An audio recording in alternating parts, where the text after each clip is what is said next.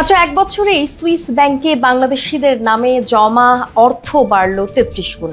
জমা অর্থের পরিমাণ বেড়ে দাঁড়িয়েছে প্রায় ৫৯ কোটি সুইস ফ্রাঁ। টাকার অঙ্কে যে ৮,৮৩৫ কোটি ৫২ লাখ টাকারও বেশি। সুইজারল্যান্ডের কেন্দ্রীয় ব্যাংকে সুইস ন্যাশনাল ব্যাংক তাদের ব্যাংকগুলোর বার্ষিক প্রতিবেদন প্রকাশ করলে সেখানেই উঠে আসে বাংলাদেশিদের হঠাৎ অর্থ বৃদ্ধির এমন খবর। প্রতিবেদন থেকে জানা যায়, দেশটির ব্যাংকে ২০২৩ সালে বাংলাদেশিদের জমা অর্থের পরিমাণ ছিল ১,৭৭,০০,০০০ সুইস ফ্রাঙ্ক বা টাকার অঙ্কে ২৬৫,১০,০০,০০০ টাকা, যা ছিল পূর্বের বছরের তুলনায় ৬৮% কম, যা পরের বছরে এসেই বেড়ে ৮,৮৩৫ কোটি টাকা ছাড়িয়েছে।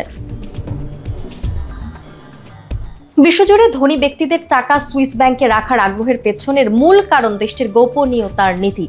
সুইজারল্যান্ডের আইনে ব্যাংকগুলো তাদের গ্রাহকদের তথ্য প্রকাশ করতে বাধ্য নয়। টাকার উৎসও তারা জানতে চায় না। তবে কোন দেশের গ্রাহকদের কি পরিমাণ অর্থ সুইজারল্যান্ডের ব্যাংকগুলোতে জমা আছে সেটির একটি ধারণা প্রতি বছর এসএনবির বার্ষিক প্রতিবেদন থেকে পাওয়া যায়।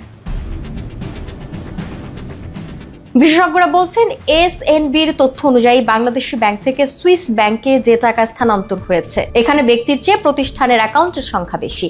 তাই এখানে প্রশ্ন থাকে যে আসলেই ব্যবসার কারণে এই অর্থ বেড়েছে কিনা। কেননা সুইজারল্যান্ড বাংলাদেশের ব্যবসার বড় রকমের উৎস নয়। সুইজারল্যান্ডের সঙ্গে বাংলাদেশের উল্লেখযোগ্য বাণিজ্য নেই যে এমনটি হবে। বাণিজ্যিক কারণে যদি এটা না হয় তাহলে অবশ্যই এটি ক্যাপিটাল ফ্লাইট পাচার বলেই উল্লেখ করছেন তারা।